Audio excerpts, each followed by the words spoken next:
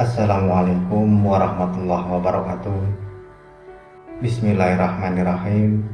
Alhamdulillah. Alhamdulillahirabbil alamin. Allahumma sholli ala sayyidina Muhammad wa ala ali sayyidina wa maulana Muhammad, amma ba'du. Saudaraku yang dirahmati Allah, alhamdulillah, senang sekali rasanya kita masih bisa berjumpa kembali di rangkuman tausiah singkat Jamaah Nurul Qalbi. Doa dan harapan kami untuk penonton setia channel Jamaah Nurul Qalbi, semoga tetap diberikan kesehatan baik zahir maupun batin, dilapangkan rezekinya, dimudahkan segala urusannya, dilindungi oleh Allah Subhanahu wa Ta'ala, serta dipanjangkan umur kita dalam ketaatan dan kebaikan. Amin, amin ya rabbal alamin.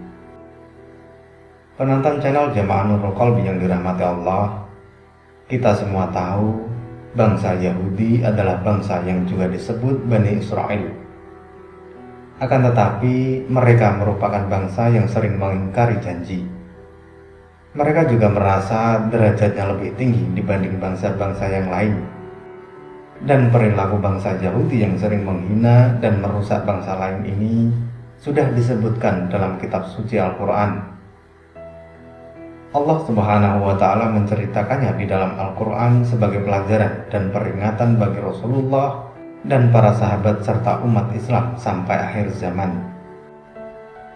Peringatan Allah ini berkaitan dengan janjinya dengan azab yang akan ditimpakan kepada kaum Yahudi di dunia setelah mereka melakukan kerusakan yang amat besar. Lalu apa saja janji Allah kepada kaum Yahudi? Dan apa saja wujud janji Allah yang pasti akan terjadi?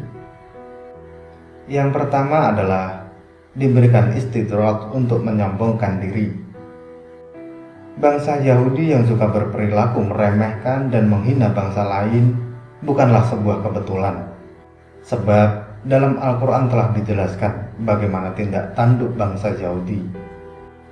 Allah Subhanahu wa Ta'ala berfirman, dan telah kami tetapkan terhadap Bani Israel dalam kitab itu, sesungguhnya kamu akan membuat kerusakan di muka bumi ini 2 kali, dan pasti kamu akan menyombongkan diri dengan kesombongan yang besar. Maka apabila datang saat hukuman bagi kejahatan pertama dari kedua kejahatan itu, kami datangkan kepadamu hamba-hamba kami yang mempunyai kekuatan yang besar. Lalu mereka merajalela di kampung-kampung, dan itulah ketetapan yang pasti terlaksana. Kemudian kami berikan kepadamu giliran untuk mengalahkan mereka kembali, dan kami membantumu dengan harta kekayaan dan anak-anak, dan kami jadikan kamu kelompok yang lebih besar. Jika kamu berbuat baik, berarti kamu berbuat baik bagi dirimu sendiri, dan jika kamu berbuat jahat, maka kejahatan itu bagi dirimu sendiri. Dan apabila datang saat hukuman bagi kejahatan yang kedua, kami datangkan orang-orang lain untuk menyuramkan muka-muka kamu, dan mereka masuk ke dalam masjid, sebagaimana musuh-musuhmu memasukinya pada kali pertama, dan untuk membinasakan sehabis-habisnya apa saja yang mereka kuasai.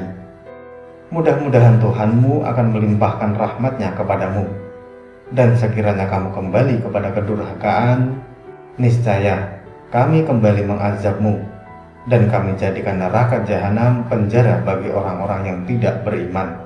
Quran Surah Al-Isra ayat 4-8. Ayat tersebut menegaskan terjadinya 2 kerusakan yang dilakukan oleh Bani Israel atau bangsa Yahudi.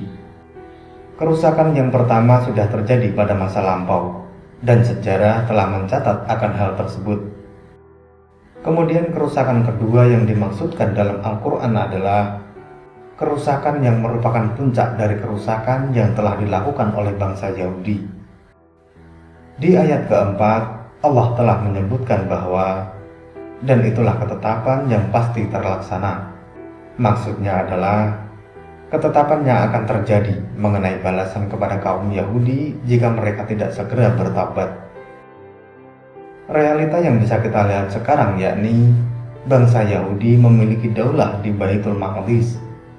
Mereka membunuhi kaum wanita, orang tua, anak-anak yang tidak mampu apa-apa dan tidak dapat melarikan diri untuk berlindung. Bahkan mereka membakar Isra Rasulullah SAW dan merobek-robek kitabullah. Dan kita semua tahu, tiada aksi yang paling keji daripada membakar rumah Allah. Tiada perusakan yang paling kejam daripada merobek-robek kitabullah lalu menginjak-injaknya. Dan tiada aksi yang paling sadis daripada membunuh anak-anak, orang tua, dan kaum wanita, serta mematahkan tulang mereka dengan bebatuan dan lain sebagainya. Akan tetapi Allah Azza wa Jalla melanjutkan firman-Nya, dan untuk membinasakan sehabis-habisnya apa saja yang mereka kuasai. Quran Surah Al-Isra ayat 7. Hal inilah yang pasti nanti akan terjadi. Lalu janji Allah yang kedua adalah diberikan istidraj untuk merusak. Tak bisa dipungkiri, kesombongan dan kerusakan yang lebih besar akan kembali diulangi oleh bangsa Yahudi. Hal ini pun sudah Allah jelaskan dalam Quran Surah Al-Isra ayat 6. Kemudian kami berikan kepadamu giliran untuk mengalahkan mereka kembali. Dan kami membantumu dengan harta kekayaan dan anak-anak. Dan kami jadikan kamu kelompok yang lebih besar. Dalam ayat tersebut mengisyaratkan bahwa Allah Subhanahu wa Ta'ala memberikan kesempatan kepada bangsa Yahudi untuk mengalahkan orang-orang yang pernah mengusirnya dan mengejar bangsa Yahudi keluar masuk negeri pada masa perusakan yang pertama. Kemudian bangsa Yahudi berhasil membalas sakit hatinya dan menduduki negeri Syam dan Palestina. Bangsa Yahudi juga mengalahkan kaum muslimin di wilayah tersebut. Namun kesempatan ini tidak membuat hati dari kaum Yahudi menyadari akan kekuasaan yang diberikan Allah. Justru yang terjadi adalah semakin meningkatnya kesombongan dari kaum Yahudi. Kedua janji Allah kepada kaum Yahudi ini sudah terjadi di masa sekarang. Bahkan kita bisa lihat sendiri berita-berita di televisi yang menayangkan betapa sombong dan tanpa belas kasihannya kaum mereka kepada warga sipil di Palestina. Dan semua itu sudah tertulis jelas dalam Al-Quran. Kemudian janji Allah yang ketiga dan pasti akan ditepati adalah Allah akan membinasakan kaum Yahudi di bumi. Derita rakyat Palestina merupakan derita umat muslim di seluruh penjuru dunia. Dan kekejian bangsa Yahudi sesungguhnya hanyalah akan mempercepat datangnya siksaan dan hukuman Allah kepada mereka. Sebagaimana yang Allah firmankan dalam Quran Surah Al-Isra ayat 7. Jika kamu berbuat baik, berarti kamu berbuat baik bagi dirimu sendiri. Dan jika kamu berbuat jahat, maka kejahatan itu bagi dirimu sendiri. Dan apabila datang saat hukuman bagi kejahatan yang kedua, kami datangkan orang-orang lain untuk menyuramkan muka-muka kamu, dan mereka masuk ke dalam masjid, sebagaimana musuh-musuhmu memasukinya pada kali pertama, dan untuk membinasakan sehabis-habisnya apa saja yang mereka kuasai. Dari ayat tersebut, Allah telah memastikan akan melenyapkan bangsa Yahudi dari muka bumi. Maha Suci Allah telah memberitahukan kepada kaum muslimin akan kembali memasuki Masjidil Aqsa, sebagaimana dahulu di masa pemerintahan Umar bin Khattab yang menaklukkan bumi Palestina yang telah dikuasai oleh kaum Yahudi. Inilah janji Allah yang pasti akan ditepati. Namun perihal kapan waktunya, hanya Allah yang Maha mengetahui.